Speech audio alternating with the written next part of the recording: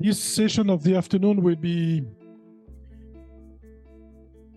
consecrated to the context of soil health and agriculture in Asia and the Pacific region. We will divide it in two parts.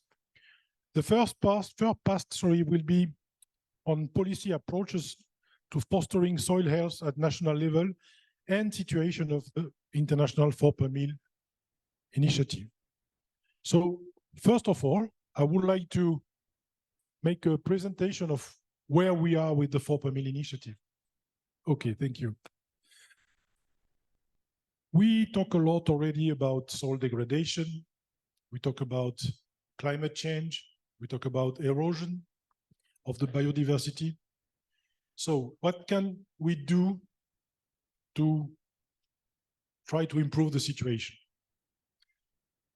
So in our mind, there are 3 kinds of action that we can do. First of all, try to preserve all what could be preserved because it was not touched much by human being. So you have in red the biodiversity hotspot that need to be preserved. And you have also the other map, which is most of the time ignored, which is the natural hotspot with carbon-rich soil that need also to be preserved. And for instance, the permafrost that it was also mentioned by Ananya this morning, and also the peatland need to be preserved. So first action, conservation. Next, please. The second action that we can do,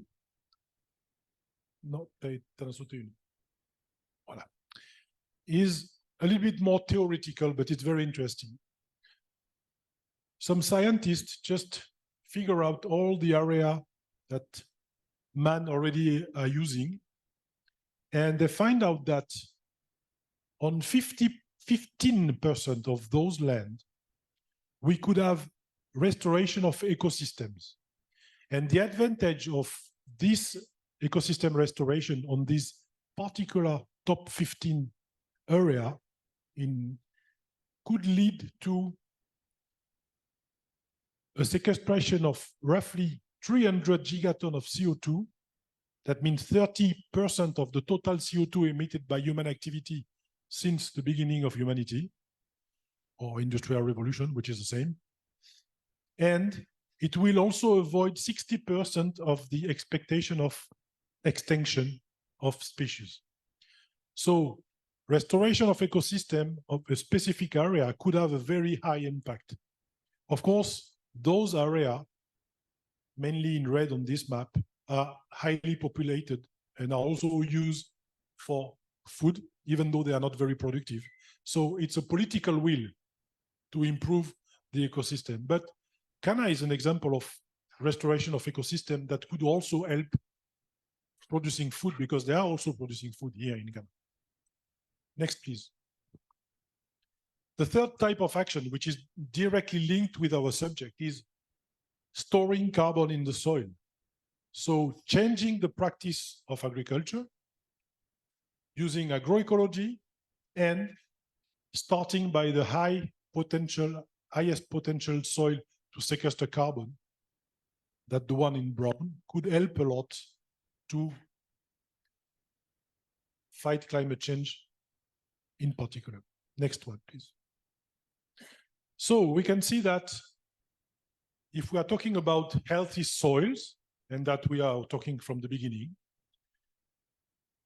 a healthy soil is a soil rich in carbon, and a carbon-rich soil help fighting climate change.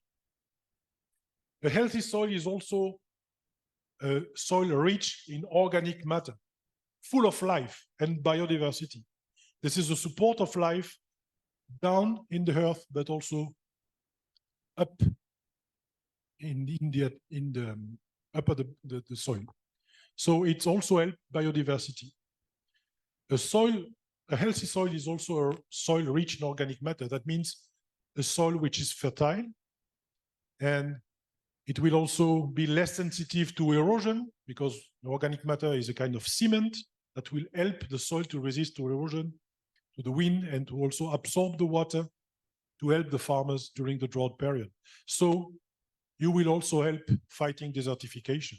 And finally, soil health. A healthy soil is a soil rich in carbon, and it's a fertile soil, and it will also ensure the food security. So you can start by healthy soil, and you will be able to reach all the objective of the major of the Convention of the United Nations, plus the objective of FAO. But except FAO, who is talking about soil? Even the Desertification Convention is mainly talking about land, which is a little bit different than soil, even though they are linked, of course. Next, please. Well, I will not come back on that. The function of the soil, you all know that. So, of course, the presentation will be available for those who want, but the soil is a multifunctional entity. So why is it so important to store carbon in the soil? I already said that, I will not repeat, but you have here, mitigate climate change, adapt agriculture to climate change, contribute to food security and degraded land, and restore degraded land. Next one, please.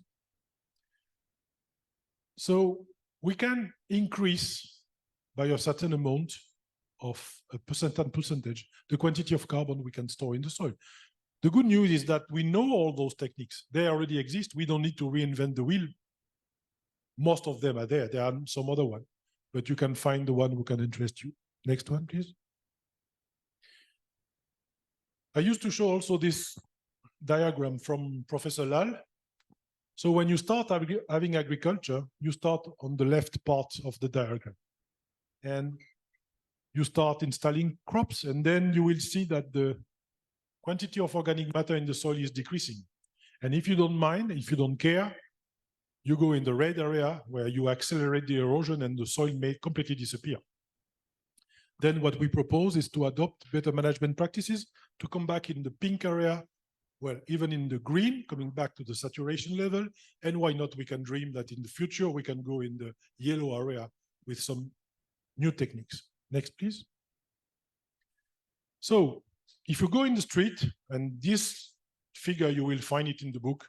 If you go in the street and you ask the people, what could be for you the good value for agriculture? The good value would be following the red curve, using less mineral fertilizer, using less chemical. And also, we will appreciate agriculture to bring more biodiversity and increase soil organic carbon. So that's the green line. Today, with the conventional agriculture, we are here on my sketch, which is not a very good position. And we would like to go somewhere else, here. This is where the natural forest ecosystem, the most complex on Earth, give us inspiration. That was the idea of also of Cana. So how we can get inspiration in natural forestry ecosystem? Following the blue line, following inspiration with agroecology. But also the other good news is that if you look at all those agriculture that for us compose the agroecology, they already exist. We don't need to reinvent again the wheel, or in French we said the wire to cut the butter, which is about the same. And not for the cars, but for the meaning, I mean. And this will show you that it's also up to the farmers to decide where they want to go. If they want to choose for organic, if they want to go for regenerative agriculture, biodynamic, agroforestry, holistic rising system, whatever they want. Next, please. I will try to accelerate. Now, yes, if you have the presentation, this table is about the explanation of the previous one. Each kind of agriculture is described considering tillage, pesticide, crop rotation, cover crops, tree, and so on and so on. So it's just a description of my previous sketch. Next one, please. So 3 examples very quickly: conservation agriculture, 3 pillars, no tillage or minimum tillage, permanent soil cover with plants, green plants or residue, and rotation of biodiversity that we call agrobiodiversity. Next one. Permanent pasture using the holistic grazing system, elaborated by a French guy a long time ago, but now modernized with the Savory Institute in the States, using all the animals in the Africa or in North America that are grazing and never come back on the same place before the end of the year and before the following year. So we can maintain the movement of the cattle in the pasture, making them moving very quickly in order not to degrade too much the land and coming back later on. And it's interesting because you can see that if you compare the quantity of carbon stored in the wetland, in the boreal forest, temperate grassland, and tropical forest, you can see that the temperate grassland are storing more carbon in the soil than the tropical forest, which is not really what we think in the first hand. Next one, please. And finally, agroforestry. The agroforestry system that I love, that means when you are walking in this landscape, you seem to be in the forest, but you are not. All single tree, all single plant were planted by human being. This is part of my PhD. I was long time ago in Sri Lanka. This is natural agroforestry system in Sri Lanka, south of Sri Lanka. Next. So the farmers, in fact, are in the center of the game, but they are not alone on the planet, unfortunately for them. They are under influence of a lot of actors. That is why it's important to have all those actors in an initiative like ours. And the farmers are under the influence of civil society, agribusiness, policymaker, international organization, and scientists. They all request things from farmers, and farmers try to get something from them, but they need also to be supported. Next. This is coming from CIRCASA project, an old project. We make an inquiry to the farmers, to about 1,000 farmers all over the world, and ask question to them, what option do you think you have to have a soil organic carbon management? Next. And the good news is that they know perfectly that they can use their crops, or they can use livestock, or they can use agroforestry system to manage the carbon in the soil. So they have this knowledge. Next one. But when we ask to them, the same person, what can help you to change your practice to improve this? Next. So they said, we need information and advice, technical advice, and we need also support, economical support. So if we want to listen to the farmers, we need to support them to move from one way of producing to another. Next.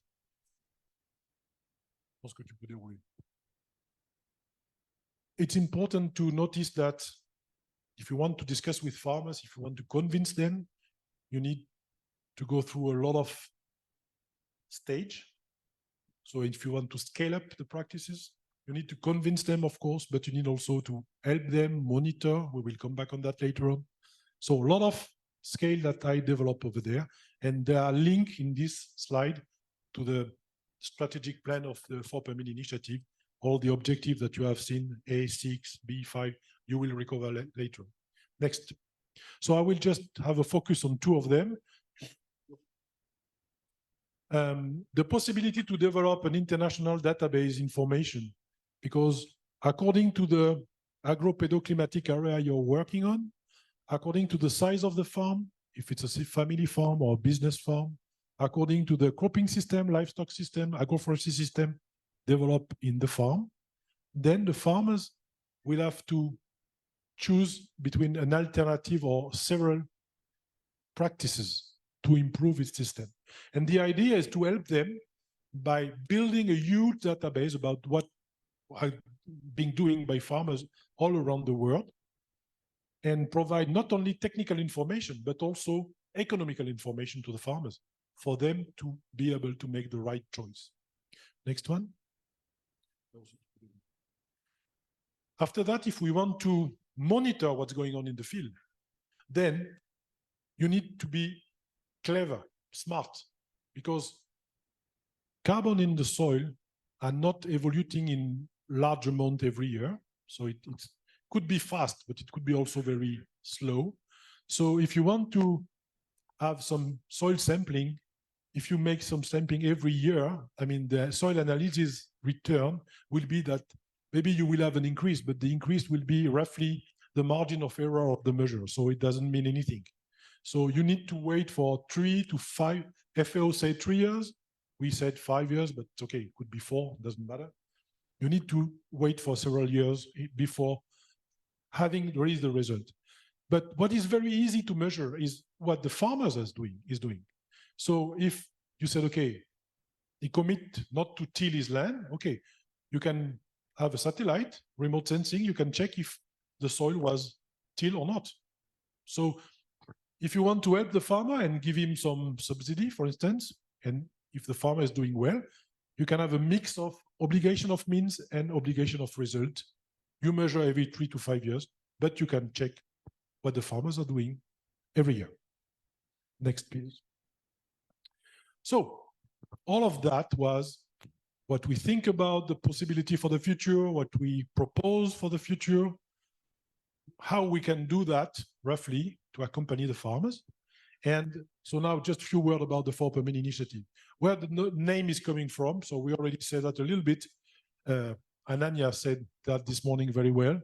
In fact, we compare the quantity of carbon present in the 40 centimeters of the soil, the topsoil, and the quantity of carbon that we are releasing in the atmosphere every year, taking care and taking in consideration that roughly half is recaptured by the natural forest and the ocean.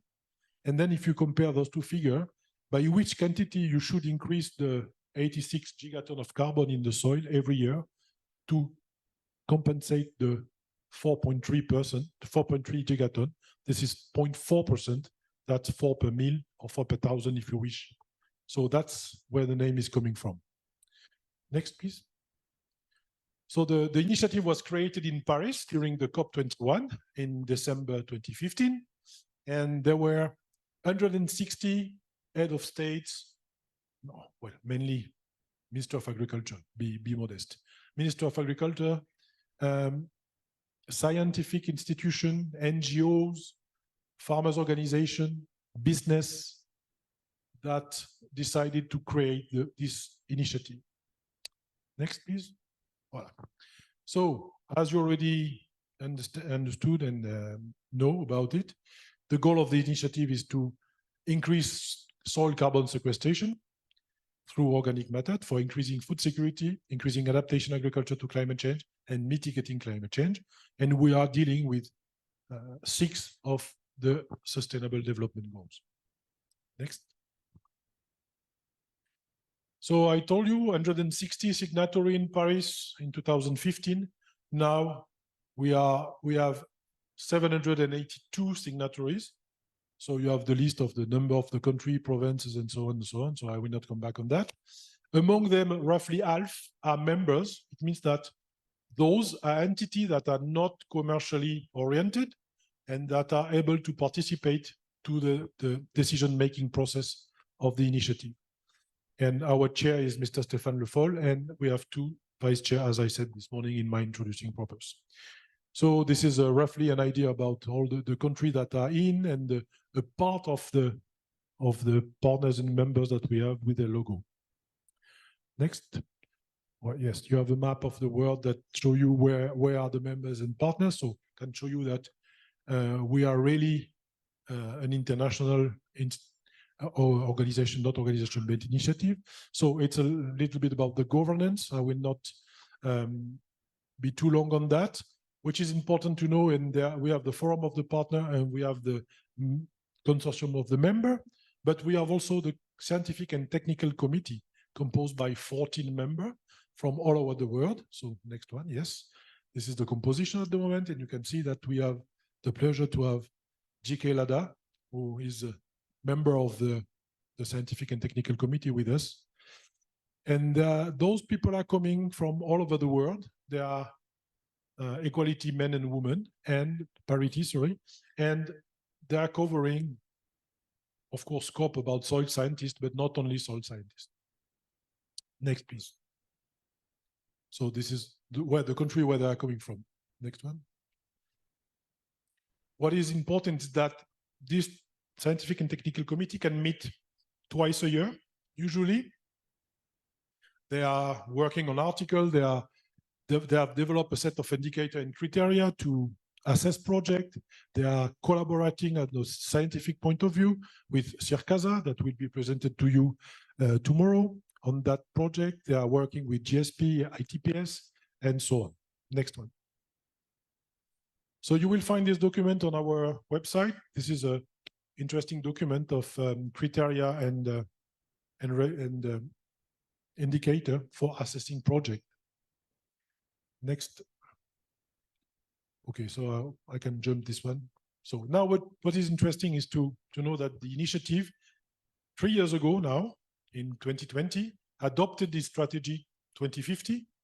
This is a very important document because it gives us our vision, it precises our mission, and also all our objectives. So our vision is a worldwide healthy and carbon-rich soil to fight hunger and climate change. So it's important, but it's in link with our main, I would say, motto. Please. So we have some guiding principles. Soil health is at the heart of our action, and farmers are the major actor.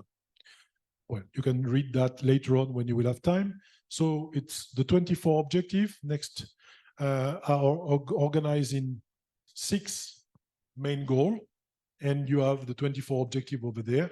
They are all have a description, they have a baseline, they have a target 2030 and 2050. So hopefully by the end of 2050, if we have done our job correctly, we can just finish the initiative and that's it. But I'm not sure. I hope that we will be able to reach that objective, but not completely sure. Right, we're not coming back on that. It's already done. Okay, thank you. That's all for me. And of course, if you want to get more information about the 4 per mil, you can go on our website and you will find some more information. Right. So this was my small presentation because I thought that it could be useful to come back on the fundamental about what is the 4 per mil initiative, where it's coming from, and where we are at the moment. Thank you.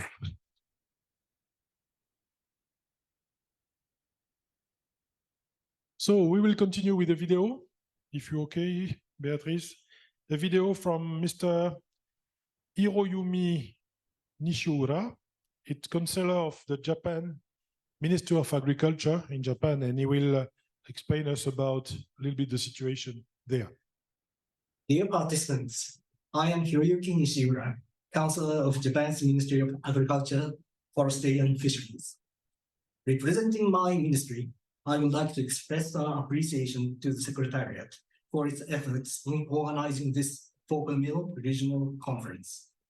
It is my honor to be given an opportunity to deliver my message at the opening of this session. On this occasion, I wish to provide a brief overview of the activities aimed at ensuring soil health in my country.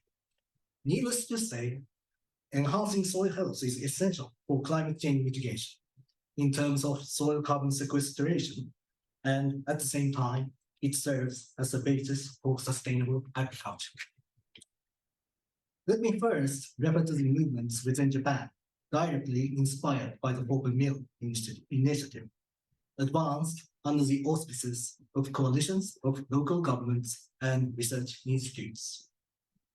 For example, one of the local prefectures, which is among the strongest advocates of the 4 per mil, is diligently promoting soil carbon sequestration by applying biochar in addition to manure compost. Since the prefecture is a major producing area of fruits, pruned branches from orchards are effectively used as charcoal applied to soil. Speaking of soil carbon sequestration, this is also regarded as a key tool in our Midori strategy, of which phrase Midori literally means green in Japanese.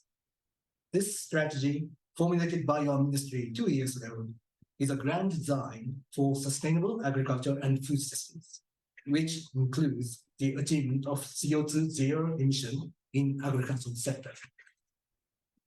In this context, again, biochar application is encouraged, being backed by the J-Credit scheme, which is our national scheme to certify GHG emission reductions as carbon credits. Besides the internal efforts mentioned above, our country is proactively engaged in international cooperation in the field of sustainable agriculture, in particular that in the Asia monsoon region, which has climatic condition and agricultural structure similar to Japan. Given that this year marks the 50th anniversary of Japan-ASEAN friendship, we are envisaging to enhance cooperative programs to support ASEAN partners in this regard. Furthermore, our ministry is providing workshops, seminars, and training programs in collaboration with the FAO to assist the monitoring, reporting, and verification of soil carbon sequestration in Asian Pacific countries. Dear participants, based on our experience in research and development, as well as social implementation of its outcome, we are committed to further contribute to the global efforts to be made around soil health. By doing so, together with our continued engagement in the 4 per Mil initiative, we wish to serve for achieving the common goals of the international society, above all, the 1.5-degree target and the SDGs. Before concluding my remarks, I would like to touch upon another point. As we all know, there is no one-size-fits-all type of solution in our endeavor. We need to find feasible solutions in each country, reflecting respective national conditions in mitigating and adapting to the climate change. In closing, I look forward to fruitful exchanges of views to take place in this session. Thank you very much for your attention. Very important, the fact that we need to adapt to the local condition. That was the conclusion, and I think it's very important to keep that in mind whenever we will be able to discuss on the roadmap. So we have the pleasure to have Budiman Minasti. Dr. Budiman Minasti is professor in Soil Landscape Modeling, University of Sydney, Australia, member also of the STC of the 4 per Mil. And so he will present us some information about advances in soil carbon and soil health research in Asia. So Budiman, the floor is yours. Thank you, Paul. Good afternoon, everyone. Thank you for inviting me to speak. So I was asked to present about what is the recent advances in the soil carbon and soil health in Asia in terms of the policy and also in terms of research. I would like to acknowledge all my colleagues from different countries, which I'll talk to you later. So we know that Asia is a big area, it's a big region. So it has a diverse climate that makes up the soil with a different carbon content. We have high carbon contents in tropical, humid tropical regions because of the high temperature, although it's high temperature, but because of the high rainfall, we got lots of vegetation that makes it a carbon-rich ecosystem. So it ranges from dry areas, for example, in India, until the wet area, until the cold area, north of China. So all of this country all have a ambition, all have pledged net zero. This net zero, most of the countries in Asia has pledged to achieve net zero so that we want to reduce the carbon in the atmosphere also, but we want to also make that we will be net zero in all our daily life in agriculture.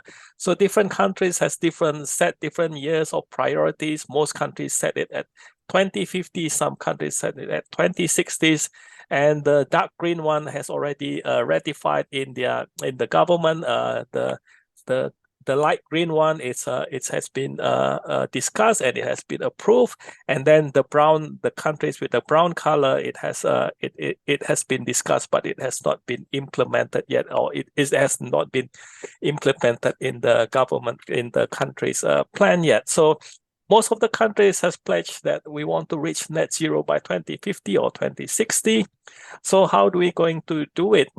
And of course, as Paul mentioned, that soil carbon is part of the solution. It's not the solution, but it's part of the solution in this world of the changing climate. So, for example, soil organic carbon is mentioned in different countries, NDC, nationally determined contribution to reduce the CO2 emission, in particular in China, in Japan, in Nepal and Pakistan. Soil organic carbon is explicitly mentioned that it is part of the NDC. This is part of the solution that it's going to contribute to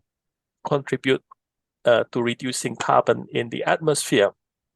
So, since Asia is a big country, so I cannot speak about all the countries, and so I'll just give you a brief overview of some of the countries which I've collaborated with, and since I've discussed with the experts in the countries, what are the recent advances, what are the policy that drive these advances in soil health and soil carbon research in different countries. The first one is in China. This is from my colleague, Dr. Yong Junqiao from the Institute of Soil Science in China Academy of Sciences, and Dr. Yushin Ma, she's in New Zealand at the moment.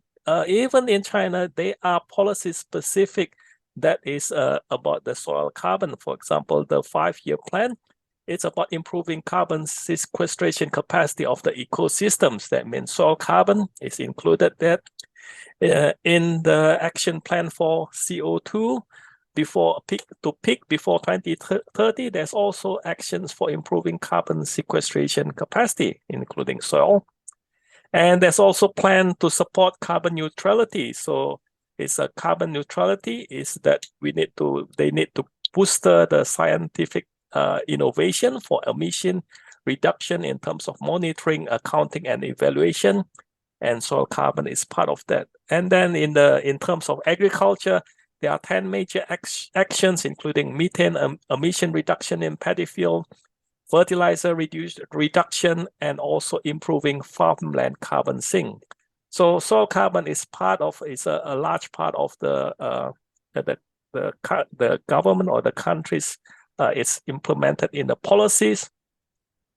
And there has been research shown in particular in China. So in this research that was published in a couple of years ago, so they survey they have data of the soil carbon, topsoil carbon data, which were collected during their soil survey in the 1979 and 1982.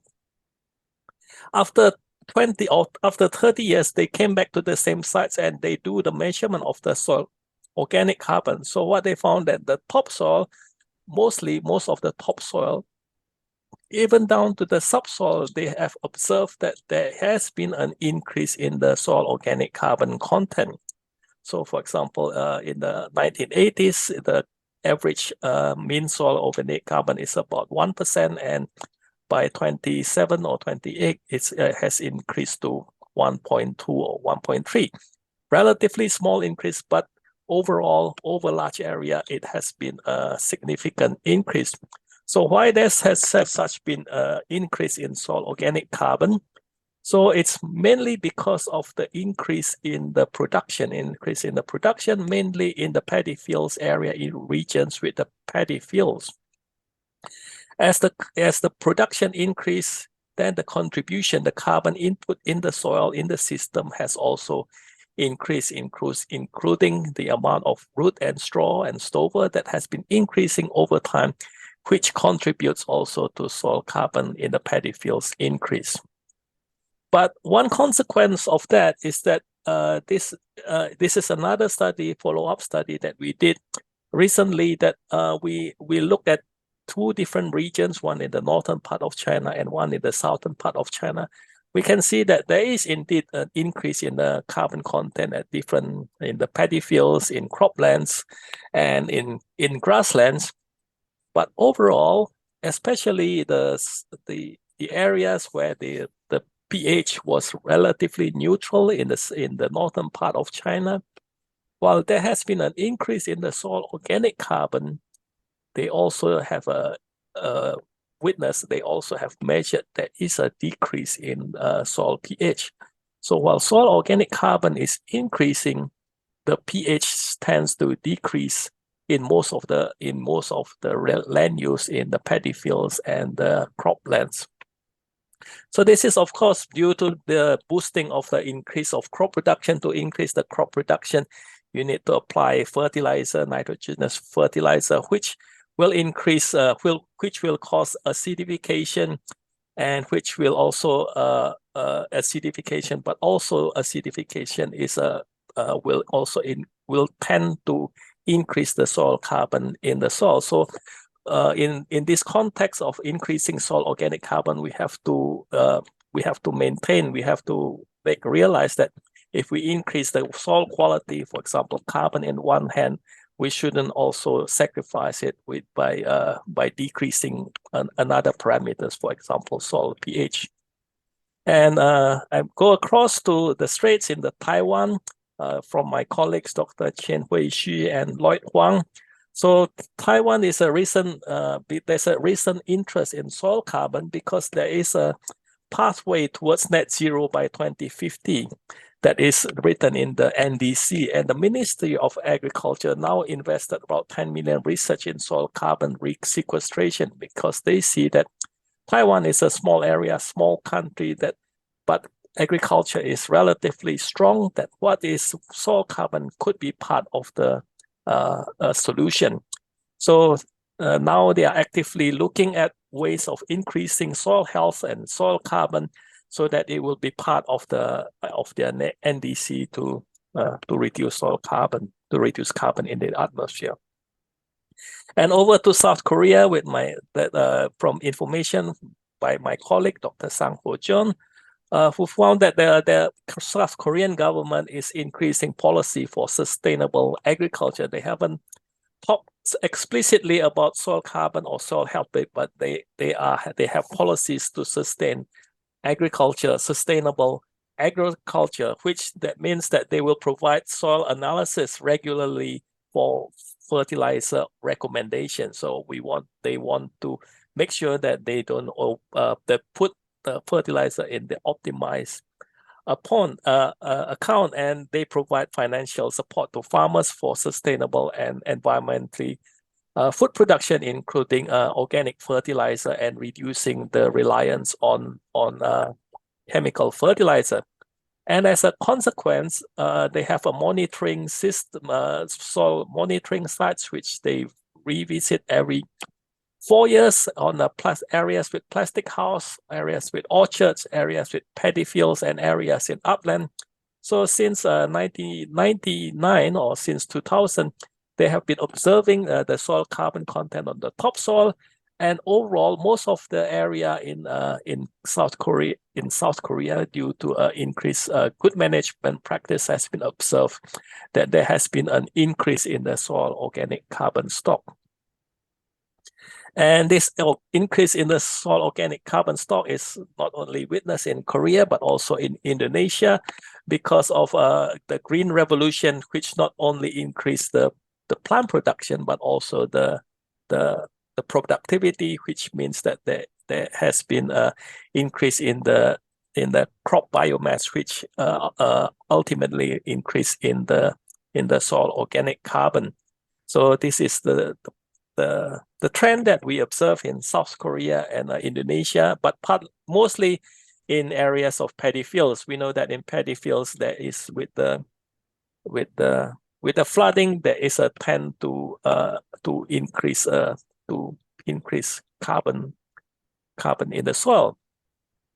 But increase in the carbon in the soil, as we mentioned before, could have a negative consequence. But in the paddy fields especially, that increasing carbon content in the soil have an effect of increasing methane production. So this is a study in South Korea. So they look at what are the balances of all greenhouse gases if we include increasing carbon in the soil.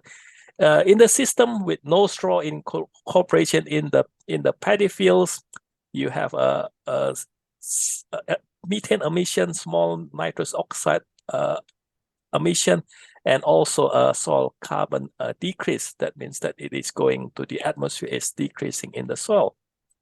But in the paddy field, where you have the straw that's been spread, you have an increase in the soil organic carbon. That means that there has been an increase carbon in the soil. The fluxus is negative. That means that the soil is taking up the carbon from the atmosphere. But that straw in the paddy fields boosted the amount of methane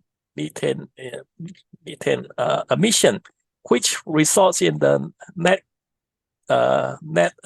global warming potential similar or a little bit increased than having no straw. That means that putting straw is counterbalanced by the increase of methane production. But there are alternative ways of increasing the carbon without reducing the methane. For example, mixing the straw with the soils or incorporating biochar. That means that you have an increase in the soil organic carbon, but also you reduce the methane emission. You still have methane emission, but it's reduced. But overall, your net global warming potential will be much less. So there should be a counterbalance, not only increasing carbon, but we also need to account for example, greenhouse gas emission or other soil quality. For example, soil pH. We don't reduce the soil pH. And finally, a news from my colleague in Indonesia, Dr. Yi Sulaiman. So Indonesian emission has been increased since the 1960s and since the 1980s, and the most emission of is mostly to the land use change because of deforestation, and the third one is in agriculture. And for example, in agriculture, this is the emissions from 2010 to 2020. There's a peak between 2015 to 2018 because there's an increase in the area of cultivation of rice, maize, and soybean. That there has been increase because of the land use change. That means that methane emission and also fertilizer and other emission. So to counter this, the Indonesian has released its new nationally determined contribution. Previously, soil is not mentioned, but now soil is mentioned in the NDC to enhance the NDC. They want to have a low carbon and climate smart agriculture. What does it mean?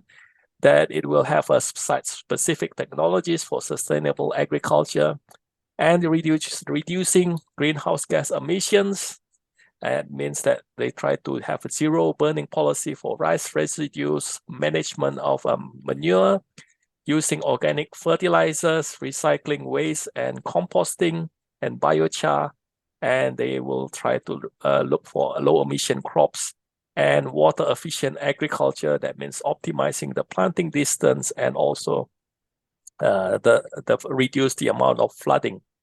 And in summary, I can only give you several examples. Soil carbon is gaining in prominence in the discussion of achieving net zero in many countries in Asia. I'm only give you a few countries. And now the question is about how to upskill the soil organic carbon sequestration efforts. We already know that there are ways of increasing soil organic carbons in the soil. And also we need to account for all greenhouse gas emissions. We shouldn't increase one soil carbon, but in the expense of reducing the quality or increasing the greenhouse gas emissions of other gases. Thank you very much. Thank you very much, Budiman. And it's good, give us a good overview of what's going on in Asia. And I just keep in mind the fact that, well, this is no more a subject. Everybody is now aware of the importance of soil carbon and sequestration and also soil health. So thank you very much for this overview. So now it's my pleasure to be in relation with Beverly Henry. Hello, Beverly. Beverly is also a member of the 4-Per-Mil Initiative, STC. She's adjunct associate professor, School of Biology and Environmental Science in the Queensland University of Technology in Australia. And Beverly you have the same mandate than Budiman, but for the Pacific. And so we are listening to you. Thank you, Paul, and good afternoon, everyone. I'm sorry I can't be with you in person, But I'm really pleased to be able to talk to you just a little bit about the Pacific region. And it's very difficult to do this in 5 or 10 minutes because it's a very diverse region, and it's diverse in so many ways, not only the biophysical aspects that are directly related to soil health and soil carbon, but also in social, cultural and economic ways that affect the response within countries to how they manage for soil health and what their priorities are. So what I would like to do is to focus on that diversity, and all I can do is give you a snapshot. So I'm picked 3 countries, and I'm going to talk to those very briefly about what their situation is and just one aspect of work in each of those. So firstly, New Zealand, and I appreciate from your agenda, you'll hear a bit more about New Zealand this afternoon, but New Zealand is a country that has very high soil organic carbon stocks. It has a moist, temperate climate. It's land that's mostly covered by perennial vegetation. So it has a great baseline for soil carbon. And just to put that into perspective, the average soil carbon stocks for 30 centimetres in New Zealand are about 90 tonnes of carbon per hectare, about 50% more than the global average. And I put Australia in there too, so, which is about half the global average. So they have this really great starting point. What that means in having a high soil organic carbon is that there's not a lot of opportunity for increase in many areas. They're stable and they're high. So that turns the focus onto maintaining the carbon that they have in the soil rather than having as much focus on restoring or regenerating carbon that many other countries have. There has been some identification of lost soil carbon, and the numbers from New Zealand are that in the last 26 years, there's probably been about 3.3 tonnes of carbon per hectare lost. So there is an opportunity for adding soil carbon. So the priority in New Zealand is to really map and understand what soil organic carbon stocks are there and to maintain those. And New Zealand actually took a very smart approach to this and looked at it strategically. And they identified what they had to do to get a good understanding of what different classes of soil had in terms of soil organic carbons. And that will enable them to monitor in a way that's quite strategic and quite economic in a way. So they've identified 100 sites in each of 5 broad land classes that are used mainly for agriculture, extensive grazing, cropland, and dairy pastures, you can see there. And sites were randomly selected. Sampling was done to 60 centimetres, and there's a plan to resample on a 4-year rolling schedule. So that evens out the load and the effort that's needed in any 1 year. So the first benchmarking round will be completed in 2023. And there'll be 3 sampling points undertaken by 2031 across all of those sites. And the way that the sampling has been designed, they will be able to detect a change of 2 tonnes of hectare in each of those broad land classes. And that puts them in a really good position to be able to retain or to know whether they are retaining or losing soil carbon and to manage going forward. So that's, I think, an example of how to manage the situation in one country. Now we go from New Zealand, which has an area of about 268,000 kilometres squared, to Australia, which is a lot bigger, about 7.7 million kilometres squared. Now Australia has very old soils, completely different to New Zealand. They're low in organic carbon and low in nutrients. Much of the continent has very unreliable rainfall, a lot of aridity and highly variable rainfall. And soil health in Australia has been found to be very vulnerable to agriculture, particularly the European type of agriculture that was introduced. It's also vulnerable to climate change. We're already seeing the impacts of warming on the amount of carbon that's being held in some of those soils.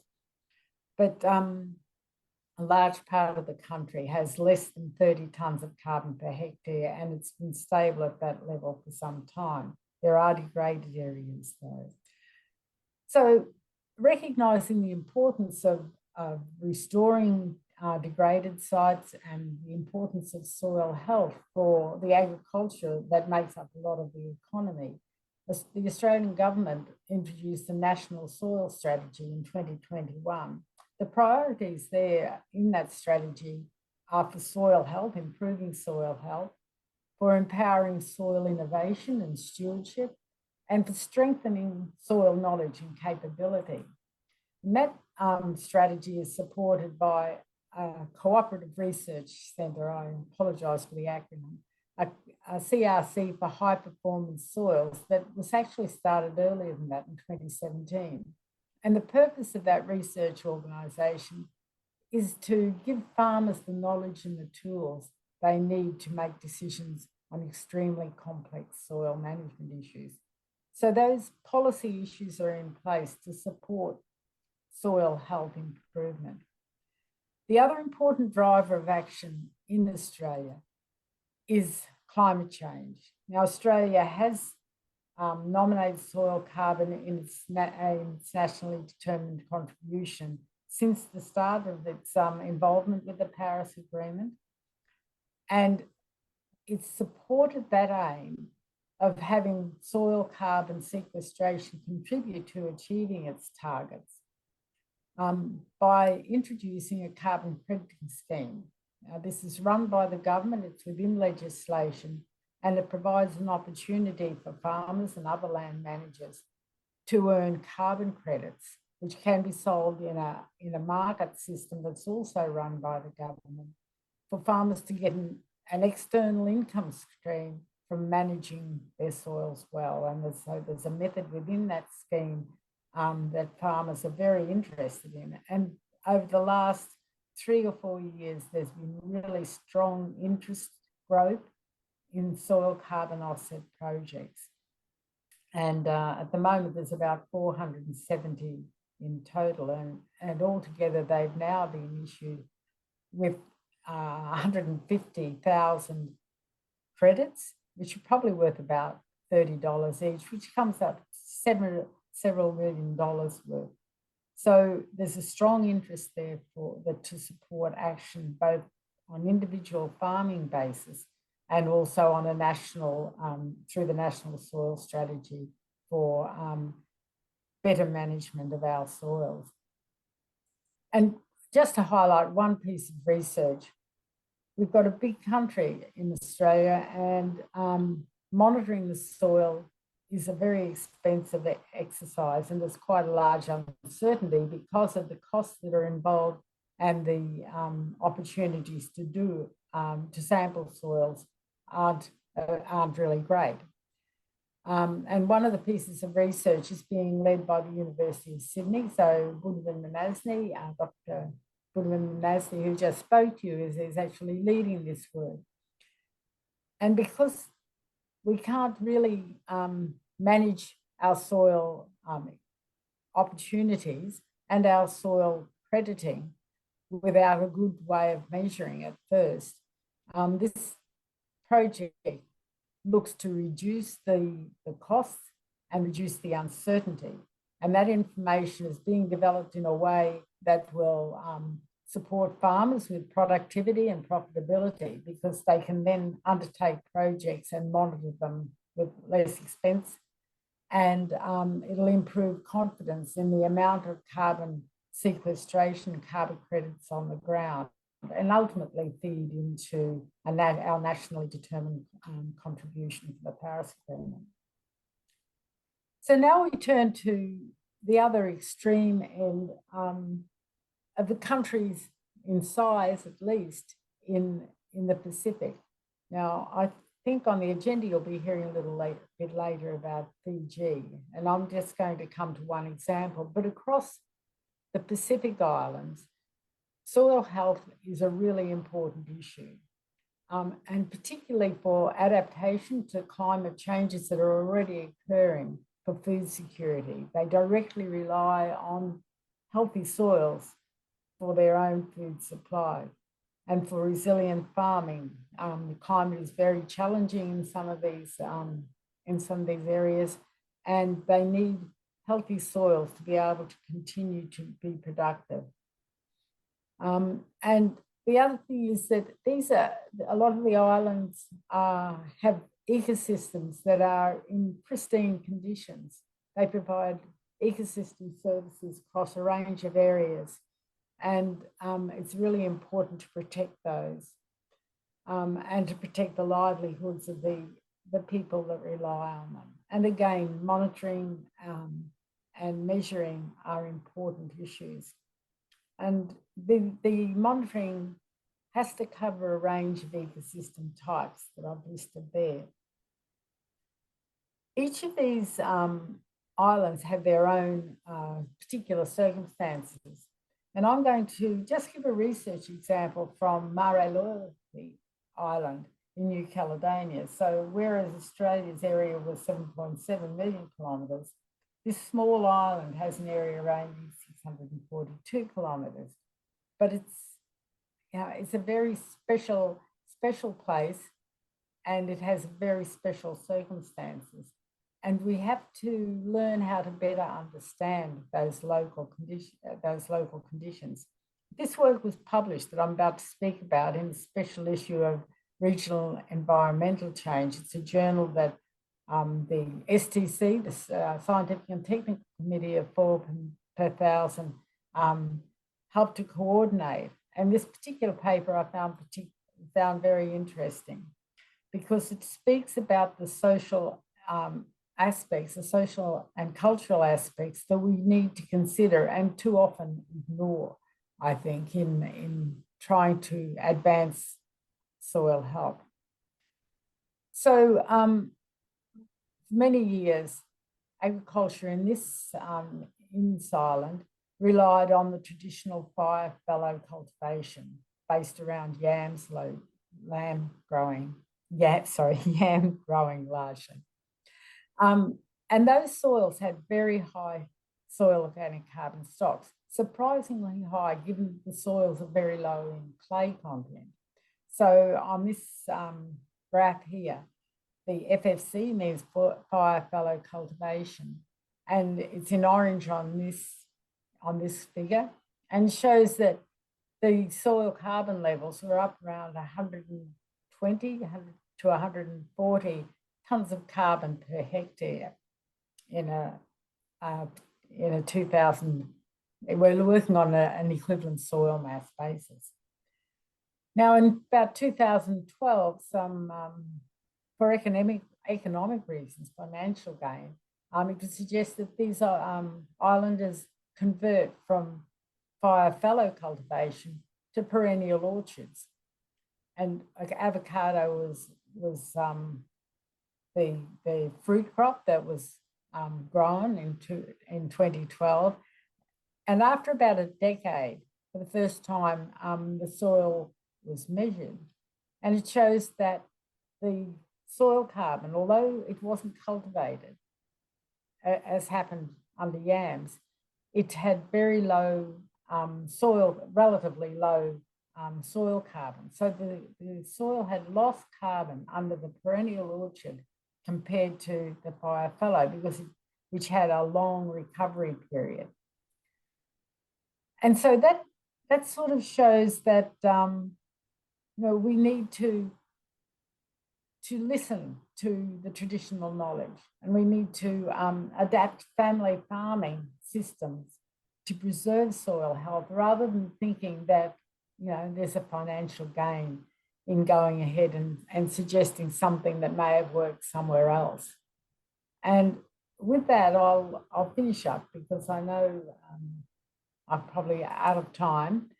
And I'll thank you for listening to me and just leave you with the message that soil carbon is just so important for food security and soil and for climate change. But we need to be very careful to listen to to take notice of local traditions, but also local situations. So thank you very much. Thank you, Paul. Thank you, Beverly. Thank you. And thank you for the last mention. So thank you to both of you for your speeches and presentation, and we'll see you soon. So it's my pleasure now to invite somebody which is in the room, who is in the room, so I hope so. I'm calling Mr. Nitesh Kumar. Is it here?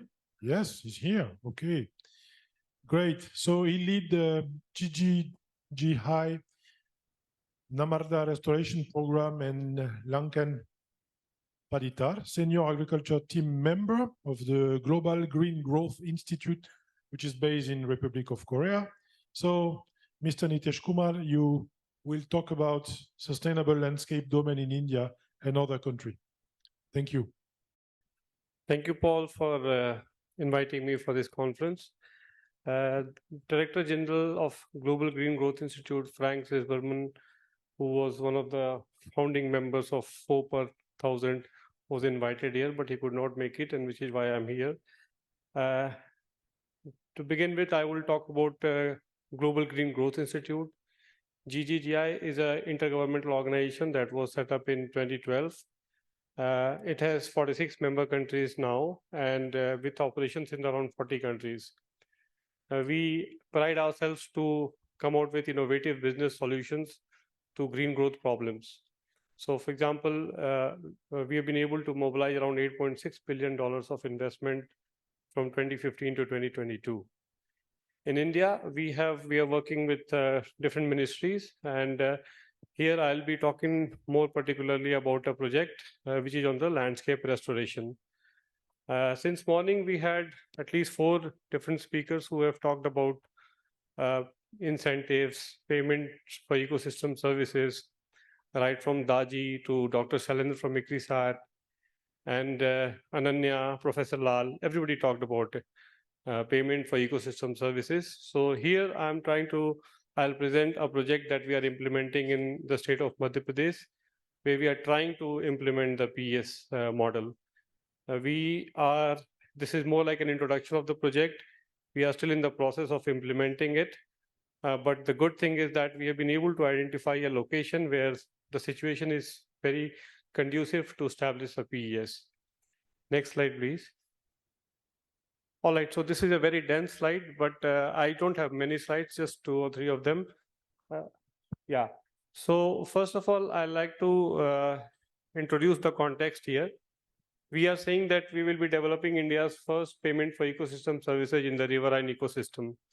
The context here is that there is an urban body called Indore, which is picking up its water from the Narmada River. And this river is being fed by tributaries that are passing through for agriculture and forest landscapes. The community that are practicing different livelihood activities their practices are not sustainable, which is why the quality and the quantity of water is going down in the tributaries. So the context right now is there is over extraction of water for irrigation intensive crops. There is a deteriorating water quality because of use of chemical fertilizers and pesticides. There is a reducing groundwater because the forest is not being properly managed. The grazing management is not proper. There are forest fires happening there. And there is also excessive erosion of the catchment watersheds. So given this context, and because Indore has to ensure that it's a very fast growing city, it has to ensure that it is able to water secure itself for the future as well, for the growing population. So given this context, what do we do about it? And are there any natural solutions to it? So this project has an objective to demonstrate the impact of sustainable landscape practices in the agriculture and the forest area on the water quality and quantity. So we are saying that with our interventions, we will be able to bring around a 20% increase in the quality of surface runoff from the surface runoff pollution, and a 20% increase in the quantity as well. And through demonstration, we will be able to establish a payment for ecosystem services model, where the end users, as I mentioned here, it is Indore Municipal Corporation, they will be paying an amount to the catchment community. It will all be an institutional transaction that we are proposing, and the catchment community will get benefits, and that will motivate them to continue these practices in the future as well. And in the process, Indore will also be able to make itself water secure. So we have identified, if you can see the map here, it's a GIS map, where we have in the middle, you can see the river Narmada. There is an area that we have identified as the north bank. There is a stream that is flowing, feeding water to Narmada. Then there is an area which is in the south bank. That there is also a stream there that is feeding to the river Narmada. And both of these tributaries are very close to the location called Jalud, from where Indore Municipal Corporation picks up its water for municipal supply. In this project, we have funding partners from USAID and NTPC. NTPC has a thermal power plant in Selda, which is in Khargone, very close to the South Bank area. And the implementing partners are GGI and Indian Institute of Forest Management, Bhopal. We are targeting to restore 10,000 hectares of landscape. We, as I said, talked about the quality improvement and the quantity improvement of 20%. We're also looking at training 500 beneficiaries, and we are ensuring that 70% of the people who participate in the project have an increased understanding about ecosystem services. And this is the project process. So how we have been able to move through the baseline survey to identify and demarcate which 10,000 hectares of landscape we want to restore. Then we developed the implementation plan, where we have looked at we have done water hydrological modeling to understand what are the locations, where can these structures be built, what are the soil and natural resource management structure that needs to be built. Accordingly, what will be their capacity, what will be the amount of area that they will be able to restore. And then we are doing the capacity building. We are also promoting farmers to adopt organic agriculture, because, as I said, the quality parameters are being influenced by the chemical fertilizer and pesticides. So, trying to connect these farmers, form them into a farmer producer organizations, connect them to the market. And then ultimately we'll be able to develop the PES mechanism and hand it over to Indore Municipal Corporation that can implement it in the future. So that's the process that we are looking at. Next slide, please. So right now, as I said, we are in the middle of the implementation phase. We have done our initial groundwork in terms of the project institutionalization, baseline, and other things. We are right now implementing the project, and then these are some of the photographs that signify what are the works that we have done. This is a natural resource management structure.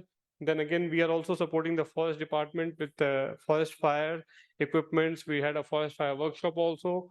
We are doing agroforestry, riparian buffer restoration, NADAP and vermicompost units are being created, and the community are being trained how to manufacture these biofertilizers and biopesticides. Next slide.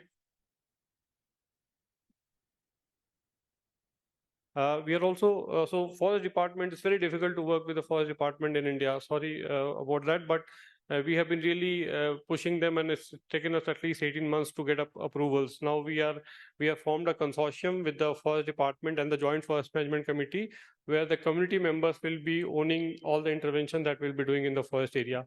This is important because to build their ownership, and also because we are saying we want to incentivize the community in the future. We don't want to make payments to the forest department, but it should be the community which should be benefiting because of their work. And that will ensure that the project continues and is sustainable even beyond the project period. Of course, we are doing drip irrigation, demonstration, and other things.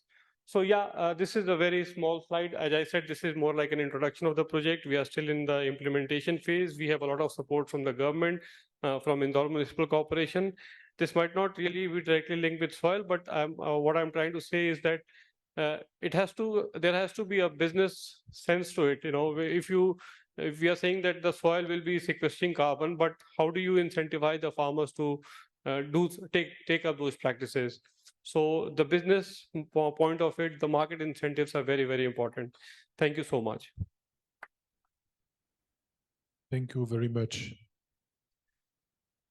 So now we have somebody online on Zoom, Nehaja, Dr. Nehaja, soil science lecturer, soil carbon at the School of Agriculture and Environment at Massey University, Auckland, and Palmerston North in New Zealand. So, Doctor, you have the floor for 5 minutes. Good. Thank you so much. Greetings to everyone. And today I'm here to talk about New Zealand's contribution to support the aims of 4 per 1,000 and how we can contribute to combat climate change and enhance food security. So today in my presentation, I will provide the context from New Zealand perspective and what are the amount of greenhouse gases which is emitted from New Zealand agriculture and how we are collaborating with Global Research Alliance and what research contributions are we participating to improve the soil health and overall productivity of the soil. In the previous presentation, Beverly has given a very good introduction to New Zealand agricultural system and about New Zealand soils and New Zealand carbon content in the soils. And just to give you the overall context, so I would like to give you the emission profile of New Zealand, annual emission profile of New Zealand. And New Zealand is one of the developed countries, but its emission profile is quite different than the other developed countries. It's quite unique because agriculture contributes quite a lot to our annual greenhouse gas emissions. As you can see here, 49% of our total annual greenhouse gas emissions are emitted from agricultural practices, and the energy comes to the next. So in order to reduce these emissions, these agricultural emissions, and among these agricultural emissions, the main contributors are methane emissions, which are coming from ruminant animals. And then there is nitrous oxide emissions coming from the excreta deposited on soil by grazing animals and also by use of nitrogen fertilizers. So therefore, it puts us in a very unique situation. In order to reduce our overall greenhouse gas emissions, we need to do a lot of reduction in our agricultural emissions. But on the other hand, in other developed countries, the emphasis is more to reduce emissions coming from energy sector or from transport sector. So as just like other countries, and we also have pledged to reduce our emissions, total greenhouse gas emissions through Kyoto Protocol and through Paris Agreement. And therefore, in order to fulfill those international targets, we have our own country-specific targets, and we have our nationally determined targets. And according to these targets, we are committed to reduce our net greenhouse gas emissions by 50% below gross 205 levels by 2030. And to do that, in our parliament, we have passed a law in November 2019, and it says Zero Carbon Act. And according to that law, we have set our own targets to reduce all the 3 greenhouse gases, nitrous oxide, carbon dioxide, and methane. But we have differentiated the targets. And for nitrous oxide and carbon dioxide, we need to reach to net zero by 2050. And for methane, we need to reduce it to either by 10% by 2030 or to nearly 50% by 2050. So we have some successive emission budgets, then we have our Climate Change Commission, and we have set some adaptation and mitigation targets. So this was about the overall agricultural greenhouse gases. And now when we talk about carbon, soil carbon, as New Zealand is as Beverly was saying, that it's a temperate climate country, and we have around 40% of our agricultural land, or 40% of our land is covered by perennial pastures, and we practice year-round grazing. And our soils, under the temperate climate, when we have wet conditions, our soils are quite rich in carbon. So as Beverly was saying, that our soils are quite rich in carbon because of this continuous cover of grasses on our soil. And also we have year-round grazing. And also some of the volcanic soils, they can naturally sequester a lot of carbon. They can protect a lot of carbon because of the presence of the allophane mineral in them. So they can store a lot of carbon. So although our soils have a lot of carbon in it, but we need to maintain, as Paul was saying, that although there are naturally soils which have high carbon content, we need to protect that carbon in those soils, and we cannot lose that carbon. But because of the intensive agricultural practices in New Zealand and because of the soil erosion, we are annually losing a lot of carbon. So now our aim is to protect this carbon in our soil. So we have this ongoing research opportunities to collaborate through 4 per 1,000 program and through Global Research Alliance. And in New Zealand, we are trying to look into the management practices, how we can store carbon or how we can maintain the rich carbon soils which we have over here. So we have some research projects in collaboration with our ministry, with our agricultural ministry and Ministry of Environment. And we are looking into the looking at the how diversification of pasture was in conventional agriculture. We have the monoculture pasture of ryegrass and white clover, but now we are looking into diversifying the pasture. We are looking at deep-rooted plants, which can store more carbon in our soils. Our research projects include planting trees or looking at what are the benefits of planting trees in our pastures. Then we are looking at regenerative agricultural practices, inversion tillage when we are flipping the soils, and we are bringing the tops, the underground, the subsoil to the top, and we are flipping the rich topsoil into the subsoil. And then we are looking at the amendments, adding the amendments such as biochar, which are long-term carbon addition in the soil. And the other very big project which we have in our country is, although we know that our soils are quite rich in carbon, but how much carbon are we losing every year? We don't have that data at the moment. So now we have started benchmarking. We have started monitoring how much carbon is there in our soil. And on national scale, we have this monitoring system. So where we are collecting the soil cores up to 60 centimeter depth from various land use categories, and we are monitoring how much carbon is in our soils now. And then we will revisit those same sites after 5 years and after 10 years, and then we would know that what is happening to all that rich carbon which we have in our soil. Are we losing it, or are we maintaining it, or are we increasing it? So that project is underway. And I have my own project in which I'm looking at how overall pasture soil health can be increased by planting shelter belts in New Zealand pastures. We have quite big pastures, but most of our pastures are just bare. And I'm just looking at how, when we plant shelter belts. So shelter belts are the rows of trees which we know that they help our soil to stop them from erosion, whether wind erosion or water erosion.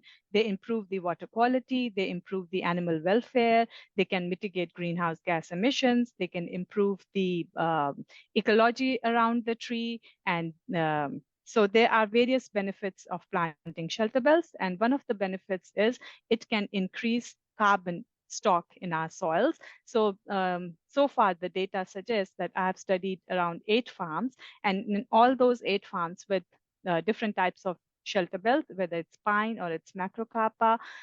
So these are the exotic breeds of trees in New Zealand. And it has shown that by planting shelter belt, the carbon stock in that soil, it has increased.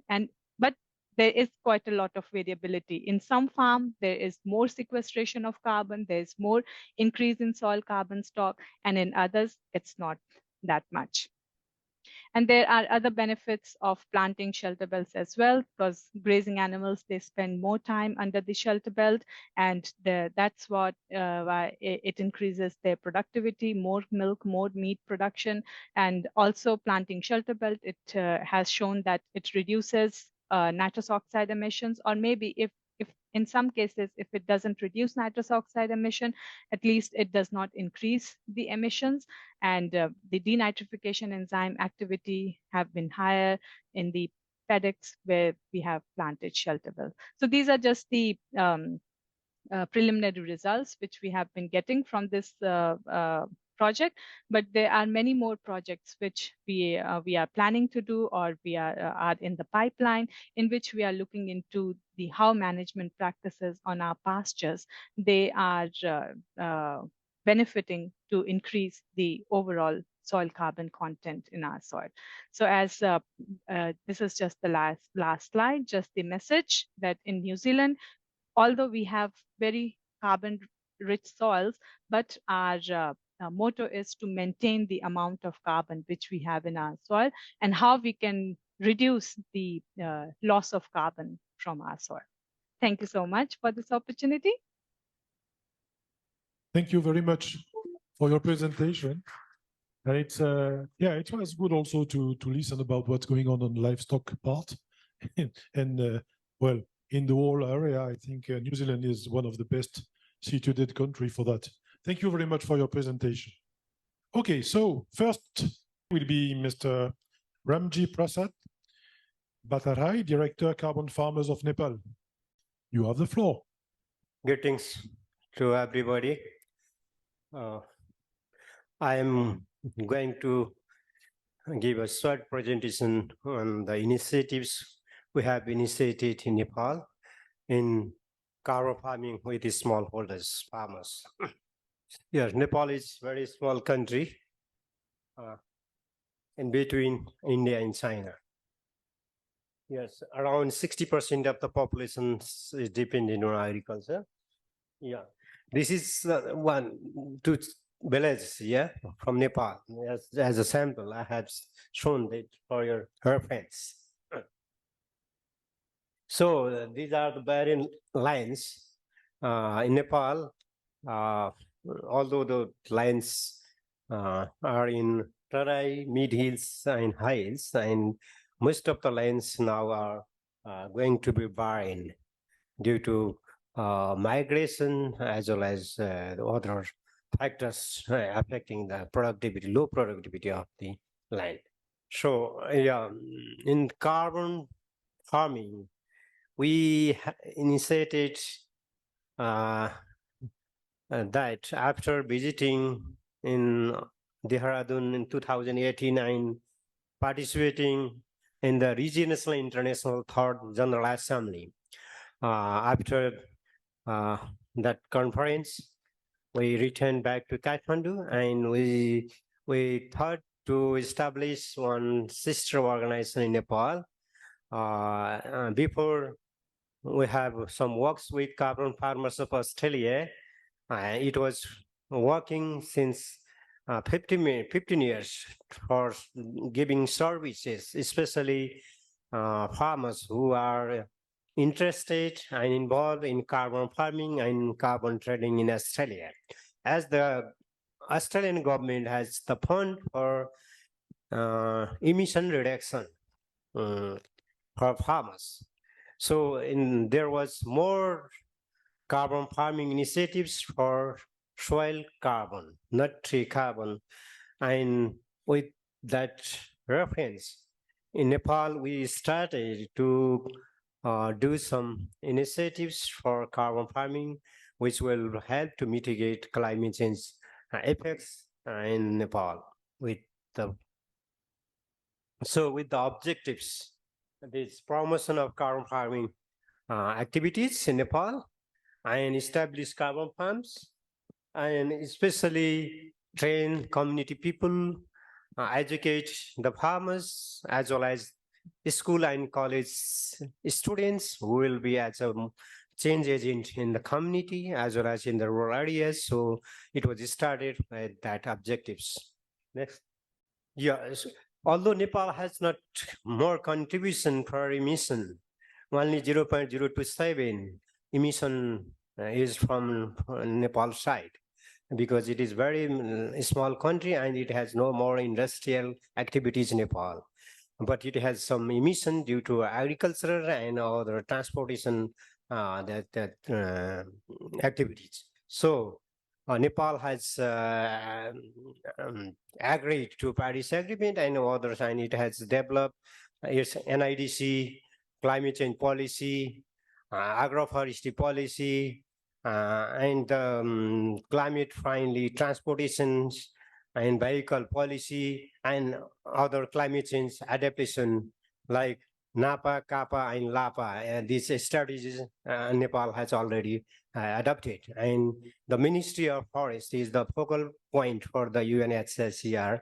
So climate change division is there in Nepal for doing all activities for climate change mitigation. With the consultations of the government bodies, especially that national level, province level, as well as local level governments, officials, and other NGOs, INGOs who works in Nepal for climate change mitigations. And we develop our initiatives in these areas. Especially we had the village level, that the community awareness meetings with cooperatives and the farmers, so that they will adapt the climate friendly and climate smart technologies for farming. Like already we have listened a lot of in presentation. We also see that there is more options like mulching, biochar application, residue retention, and mixed cropping, cover cropping, application, organic farming, regeneration agriculture, and all that technologies or the practices. If the farmers will be ready to adopt, then we'll have some that achievements in the carbon farming in Nepal. So we did that meetings with farmers and cooperatives. Similarly, district levels and local governments who are in the policy levels, they should have developed their plans and programs for starting carbon farming activities. So we had meetings, and which is also continuous at present, so that they are somewhat aware for the benefits of that the carbon farming, and which will contribute for mitigating the climate change effects for small farmers and in agricultural sectors. Similarly, we have meeting with National Nepal Agriculture Research Council, which is the lead research organization in Nepal, and Agriculture and Forestry University, Agriculture Tribhuvan University, and Climate Change Division of Ministry of Forest and Environment. Similarly, one commission in Nepal, that is National Farmers Commission, which is the top body for fighting for farmers and farmers' rights. So farmers are more vulnerable from the climate change effect. So because most of the farmers are smallholders in Nepal, so we have to address to the smallholder farmers, so that these meetings have also created some place to address the effect of climate change with adapting different carbon farming practices. After that, we have did the different trainings to the farmers, lead farmers about this awareness creation. And after that, some farmers are adopting agroforestry, some are adopting no tillage, not zero tillage, and minimum tillage, and that mixed cropping with legume integration, and some are applying the mulching, and some are adopting the cover crops in their barren lands. So Similarly, we have trained the school and college students. Because they are educating, they are gaining more knowledge, and they can have the capacity to change the minds or the brain of the community people who have not more education about the carbon farming and climate change. So they will be the main changing agents. So we have used that options also for our initiatives. Yeah. Yeah, these are some photographs I'm showing that we have did in different places of Nepal. This is meeting with cooperatives and farmers for that awareness program. This is meeting with local governments, that the rural municipality and local ward level governments also. We have did different interactions with them. This is the stakeholder consultation meetings in the national level and local level also. So after the consultation with these different stakeholders, we had started one agroforestry model. That is where we call Moringa agroforestry projects in Nepal, with the support of our mother organization, Carbon Farmers of Australia. We started this in 2019. This is the Moringa nursery, which is multi-purpose tree species. I think most of you know about Moringa. We call also drumstick. Yeah, so it has different benefits like medicinal benefits, that is the economic benefits, nutritional benefits, and it can grow as in the dry area also. So low water taking species this is. So, and as well as it is fast growing trees, so it can sequester more carbons in trees as well as in the soil. So we choose our first agroforestry models with Moringa trees. Yeah. So this nursery we established and we distributed the seedlings, Moringa seedlings, to the farmers. Nearly 600 farmers we have covered, and 40,000 trees we have supported to the farmers to plant in the barren lands, in the crop lands, as well as in the pasture lands. These are the plantations and the farmers, that the ethnic groups. This was the farm adapted in different lands, and the Moringa trees started fruiting after 2 years, flowering and fruitings, and they are taking the flowers as well as leaves for different purposes. The green leaves can be used as green tea, which is very good for health purposes. It is very organic tea, and the flour can be make a pickle. So they are very interested, farmers there, to make pickle, and they use it in their food. And the pod, the farmer is getting the pod from his trees. The trees in agroforestry models, yeah, there is maize grown in the land, and in the maize land, there is Moringa trees. So this is one agroforestry model. So we adopted in the farms. So they are getting this point, and they are eating in his home consumption, and also they have that in home. They are waiting the point, and they are bringing to the markets, and they are getting income from the Moringa pods. So this Moringa agroforestry project was designed with the 3 SDG pillars to address 3. One is the food and nutrition security. Second is the income generation, and third is the climate change mitigation. So we have started this project with addressing these 3 SDG pillars.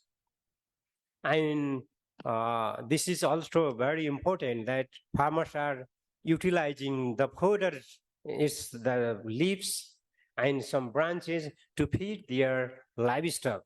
And the research shows that the leaves of this Moringa tree has increased 30% weight of the goat and 40% milk of the buffalo. Yeah, and so it's very nutritional as well as the medicinal value trace. So and very fast growing. And also we have now started to adopt other fruit-based agroforestry systems in Nepal, like avocado, lychee, and mango. So this is in the starting stage. So we have just plan, and next year we'll have plantation of fruit trees in the cropland and barrenlands. So thank you. And this is my short presentation. Yes, I'm very pleased to present this presentation. Yeah. Thank you. Thank you very much. That's mainly tree planting, and would be good to see in the future the result in the soil of all those trees in agroforestry system. Okay, so second speaker today, this afternoon, Mr. Nicolo Aberasturi, Earth Flora Philippines. On the presentation, it's called Down to Earth, Real Food, Real Farmer, Producing Clean, Healthy Food that's good for the people and for the planet. Well, all is in the title. You have 5 minutes, sir. Okay. Thank you, honorable ministers, Dr. Paul Lulu, guests, and fellow delegates. Thank you for giving me this opportunity to speak to you today and share with you what we've done in the Philippines. Okay, so our company, we design food systems using bio-waste. Next. Okay, so the Philippines, we have a very unique landscape. One is more than 60% of our arable land is sloping. And we also have very high rainfall. So we get an average of about 80 inches a year of rain. And on top of that, we get at least 15 to 20 typhoons, no, which makes us very vulnerable to all the climate extreme change.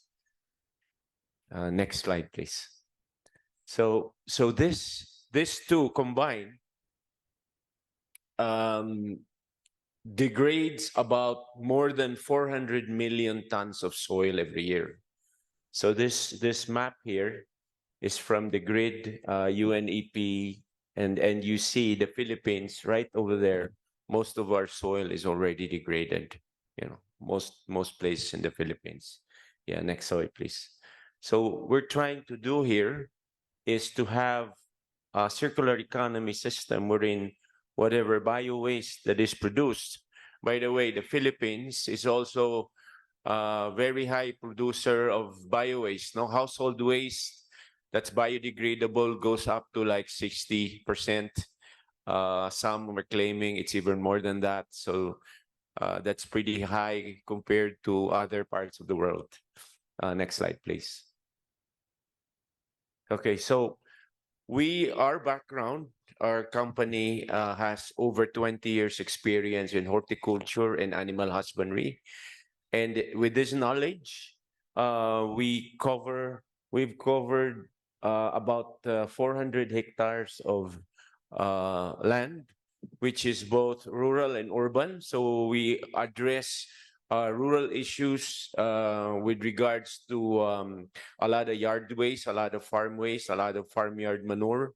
We also work with stubble like rice straw. You know, we have places wherein they burn this, and we try to create a food system that is using that to compost and to grow food. You know? Okay, now on the urban side now, which we believe has to get some kind of, you know, awareness. Okay, so it was a bit of a problem from the beginning because our experience is more for land rural regeneration, but now we noticed that we get a lot of support from urban areas. Basically, people living in apartments. We get a lot of support from hotels. So we also try to create a system wherein we have a compact unit that allows them to compost waste and grow food. So we have these tower gardens that we install in rooftops, roof decks, parking lots. We're in hotels all over the Philippines. Yeah, okay, next slide, please. So here, this is our team. We have also an environmental lawyer with us who would help us navigate through all the bureaucracy in Philippine climate. Okay, next slide. Okay, so this is a very degraded land that is very common in a sloping area. And what we do is we study all the bio waste that's available, which is mainly yard and grass clippings. We blend it with a mix of biochar that is activated by us using biodynamic methods. We apply it on the soil, and in 3 months, this area produces a lot of vegetables already for gardens like this that we install. Next slide, please. Okay, so this is a no-till system. So we pioneered this no-till farming system in the Philippines a couple of years ago. And here we use mainly wood chips and biochar to grow a garden and a farm. And we notice the appearance of local earthworms, in large quantities whenever we apply this system. I mean, so when you apply a no-till, okay, you create an environment, homes for all these microorganisms. At the same time, these are food for earthworms. And we also notice very large colonies of millipedes, different kinds, which improves the soil in general. Next slide, please. So here, these are some of the gardens we install in backyards. Okay, so we use biochar and wood chips over there, and to make composting easy for homes, all they have to do is just dump the grass clippings over there, a little bit of fruit and veggie waste, and the system already breaks it down without having to turn it. I mean, most of these people don't really have the time to do that anymore. So the system, we make it easy for people, to compost at the same time grow food by consistently adding bio waste, including cardboard, brown paper, and all that, and just dumping it on there. And in return, they get to grow a garden without tilling the soil. So it's the life in the soil that tills it. Yeah, next slide. Okay, this one I have to. So the Philippines, we were under the Spanish for over 250 years. No, so during the time when this was going on, the Philippines was the center of the trade, in Asia. So you have a pull of all the seeds coming from Asia, different kinds of plants, herbs that were from all over Asia. And then you also have a lot of produce coming from Mexico through Alpapulco. So we notice within the 250 years, the Philippines, we have a lot of heirloom vegetables, fruits that has already acclimatized to the tropical climate that we have. That's very, very wet. So this has really improved our access to seeds that can easily adapt to climate and different problems with soil or with pest and disease resistance. Yes, next slide, please. Yeah, okay. So these are the tower gardens that we install in roof decks. We work with malls. We work with a lot of developments. They are just basic containers that has biochar and activated biochar inside, and we would tailor fit this with plants that the clients would want.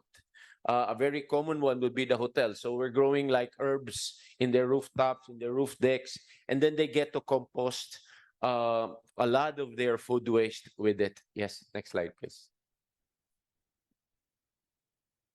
Yeah, so another photo of that. This is more like a garden center converted. Yes, next slide. Yes, this is the garden center that we installed in developments in malls. Yeah, in the roof deck. Yes, next slide. Yeah, another photo here. Yeah, next slide, please. So we also have products that we sell, to people who would wanna use the same system. Yeah. Next slide. We also have the endangered seeds. Yes. Compost buckets for homes. Yeah. Yes, next slide. Yeah, so this system, we also bring it to schools. So we work with more than 20 public schools, and we install the gardens. At the same time, we use these schools as jump-off points, no, to propagate and spread a lot of these plants that we bring in. Yes, next slide. Okay, so these are some of the workshops that we do. Yeah, and some of our projects. Yeah, okay, so this is just stubble. So using stubble to make compost with biochar, and we use it as a carrier. When we bring it to the field, it already has the microbes, and now they blend it with their own materials. And what happens is they create compost that they can apply in the field. Yes, next slide. Yeah, so another setup here with a vermiculture raised bed system. Yeah, and okay, these are some of the bioreactors that we install in the villages. We use the materials, which is mainly yard waste. But as we apply our catalyst there with the biochar, that now becomes a carrier for the life in the soil that it needs for a no-till system. So, yeah, next slide. So we set up a lot of these in golf courses, in villages. We have some developments all over Metro Manila where we do this system. Yeah. Okay, that's about it. This is a no-till garden, a sample of a no-till garden using the materials of yard waste that we grow. Okay, this is another system that we apply using a living mulch. Here we see sweet potato that's covering soil, building up that organic matter, at the same time keeping the weeds out. So, yeah. Okay, yeah. Yes, please. Yep, I think that's ends my presentation. Thank you. Oh, nice picture, and we would like to visit the whole installation. But well, Philippines is a little bit far from Canada at the moment, but next time. Thank you very much. So we'll jump from Philippines to Sri Lanka with Mr. Karya Wasam Mayuwana Gamade Tilak. For his presentation, he is Executive Director of the Lanka Organic Agriculture Movement in Sri Lanka. So, sir, the floor is yours. Thank you, distinguished guests and all the friends. I will go like a train because he was asking me to stick in the 5 minutes. Anyway, some of the experience we're having in Sri Lanka with the organic agriculture. Recently, there was a policy decision from the government to go into organic, but without having a proper understanding with the organic agriculture, political decisions are failing without going to the deeper understanding. And that is what we can say. We as a moment, we were in 30 years in the country with the organic agriculture. You see the tank, what we had, and also this is totally organic system, the food diversity and all other things, the rice-based agriculture system we had. He's the person who is Mr. Sosa, Densil Sosa, who started the modern organic agriculture system in the country with the organic tea garden. His garden is the first certified tea garden in the country. It is also known as world first certified tea garden. It is called Needwood.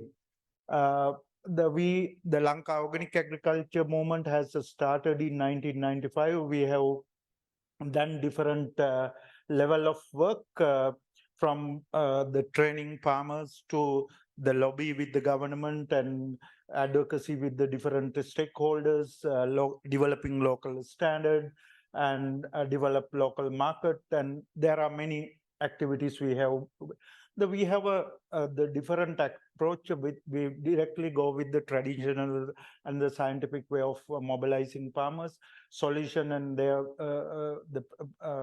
we give the solution to their present day practices and guiding a practical demonstration, exposure trips, educational trips, and consulting and the facilitation, follow-up and trust building, finding solution to their day-to-day problems.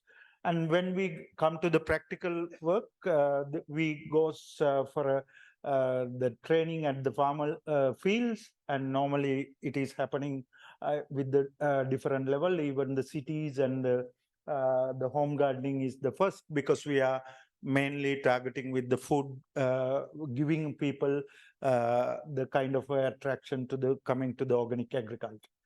When it comes to the bigger the farmyards, we are thinking it is organic plus, because you can have many other things where you can do the concerning mainly with the soil. We can go to the other slide with how we have developed in the special system called analog forestry system. This was created by the Dr. Anil Senanayaka. This is how we develop the garden with the consultation of the farmer. We giving a kind of the plan to the farmer. Together with the farmer, we are developing. Can we go to the next slide? What are the needy crop for his garden? Concerning with the availabilities, water, and all other things, we are developing a plan together with the farmer to implement with him. This is the model we are thinking, because we are talking about different canopy systems. In that, how can integrate with the other things? You see what are the crops in the down, and the shade will be using to survive to the other. And that is the system, at least the forest, we are talking about the 5 canopies, at least 4, 5 is always in the home gardens in our system. It is called traditional Candian forest home garden system. This is how we develop. This is the basic the garden. After developing this, you can go because it will come. This is after a few months. After 9 months, you can see how it is developing. You see how after 1 year, the same land has developed, right? This is after 9 months. Can we go to the next? How see? This is the kind of keeping all the canopies. You can go. The next, please. When we come to this system, even you can go to your basic needs like vegetables, the other things, the fruits and different vegetable, even the passion fruit and different the canopies we are using to develop different the crops. You see how benefit are there. If you are talking about the end of the day, the land, the productivity, you can see how it is. Can we go not only the sum of climate adaptative crops we also using to develop this. When it come to that is, you see how the coconut garden has been used for the ground, the different crops. this is a rubber plantation. We want to, the first 7 years, they will not get any benefit. Therefore, we are introducing different intercrops where it can grow and give the multiple benefit. And this is how this is actually the rubber farmer is an organic farmer. He's the slab also the selling as nowadays as a organic, because they're not only eating, the people are thinking about how sleeping also. The mattresses and all that is going to be organic. This is a spice garden, what we have developed more than 20 years ago. Now it is the multiple benefit coming from there. Can we go?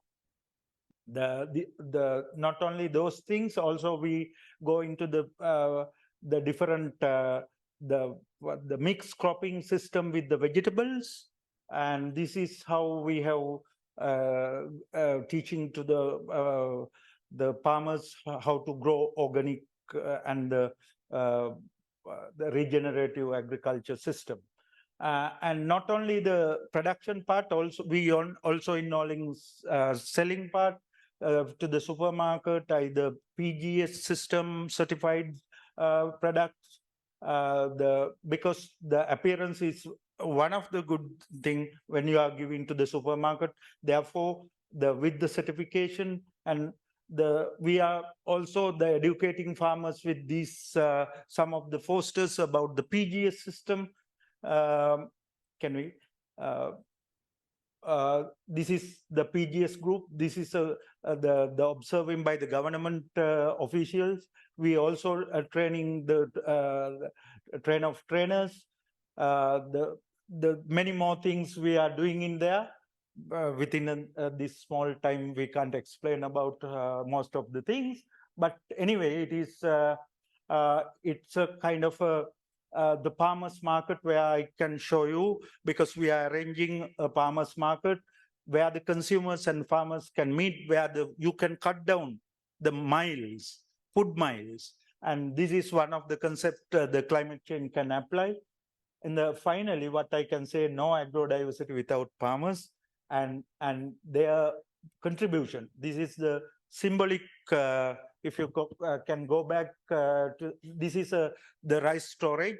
It is a prosperity, the kind of a symbol of the prosperity. And always farmers are the seed keepers to the next generation. And this is what we need in the future. And thank you very much for this opportunity. We'll see something. Thank you. Thank you very much. That's quite nice. All those examples, it gives hope that we can do something. And people are already doing things. We're not dreaming. We are not dreamer. We are doer. Okay, so let's give a floor to a lady. So, Mrs. Jayakashmi Balasundaram. I am right? Almost. She's a farmer of organic garden in Kanha, here in India. And so you have the floor for a few minutes. You have no presentation, but you have the floor, and you will be not the last speaker. There will be a speaker after you. And so if you can respect the 5 minutes, thank you. Sure, sir. I was just told in the afternoon, so didn't come with any preparation. So I'm Jayalakshmi. I worked for 3 years in Kanha from 2017 to 20 under the guidance of Daji. We developed about 7 departments here. Solid waste management was the first one, then organic farm 1, 2, 3, and then soap project, moringa, neem project, hydroponics. So these were the various departments I worked here. Then during Corona, I moved out because I had to take care of the elders because of the quarantine rules here. And then I got an opportunity to work for 83 acres of land and developed another 8 acres on an integrated farming approach. For last 3 years, I'm working on it. I'm a proud mother, wife, and daughter of army personnel. So I've traveled across and met many farmers in the last few years and gathered all the information and trying to incorporate all that in my farming methods. So the 5 concepts which I'm doing in integrated farming is, you can't just do with cattle, only cows. You need to have the goats, chicks, other birds, because all that three is needed. Cow dung is for microbes, and chicks and goat is for calcium, phosphorus, and other minerals. So these three I have incorporated, and we have gone for, in chicken, Kadaknath variety of chicken, which is low in cholesterol. And the blood, bone, muscles, everything is black in color. And in the goats, I have chosen black Bengal goats because the fertility rate is very high.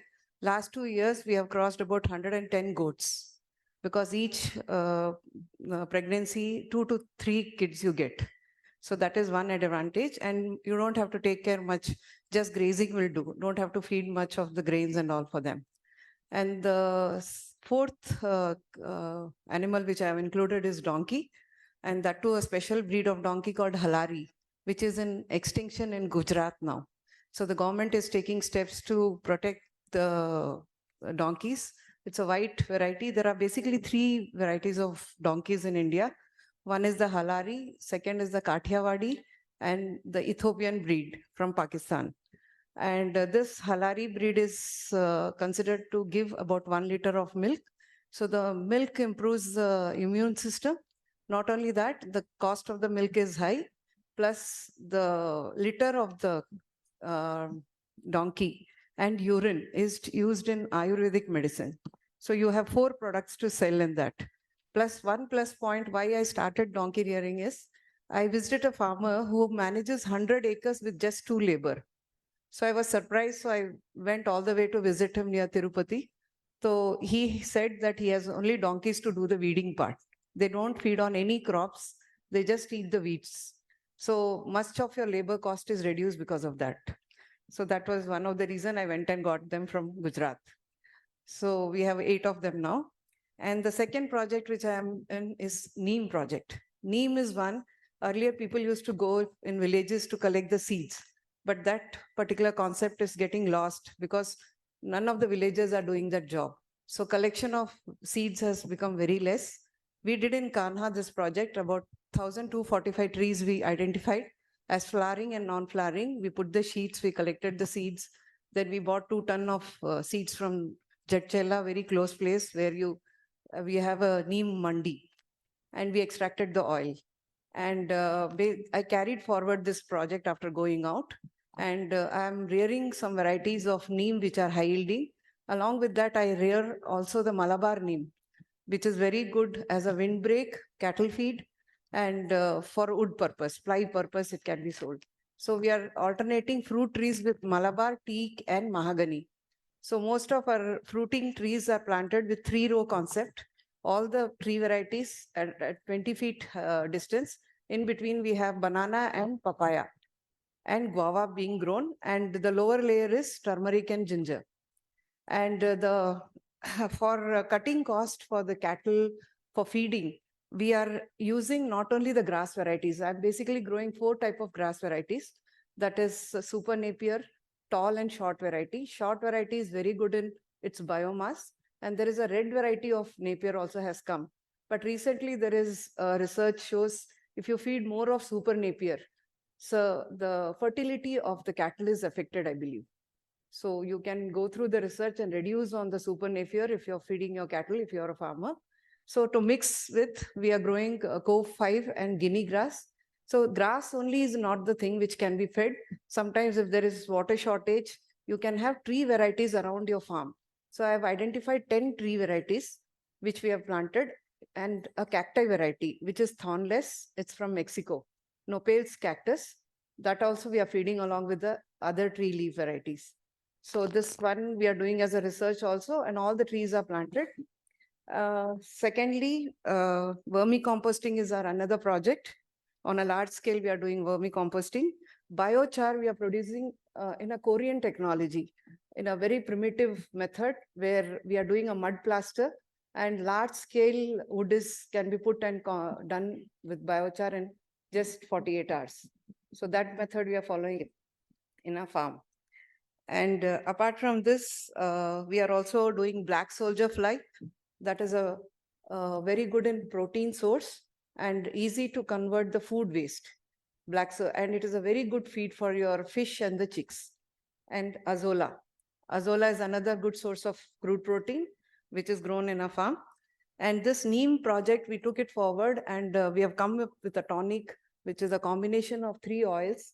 It is neem oil, pongamia oil, and castor oil. We have named it as neem tonic.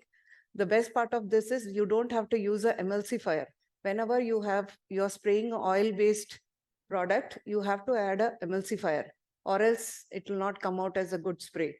So here you need not add an emulsifier. Directly it can be mixed in a ratio of 5:100 and can be sprayed, and doing good results in mango and other crops, basically vegetable crops also.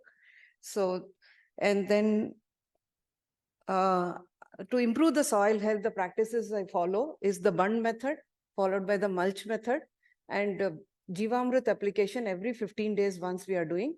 Apart from this, oil cake mixtures, coconut, groundnut, and mustard. Mustard does a wonder. So you mix these oil cakes, 250 grams in 200 liters of water, add it along with the Jivamrit. It does wonders and improves the soil structure. Thank you.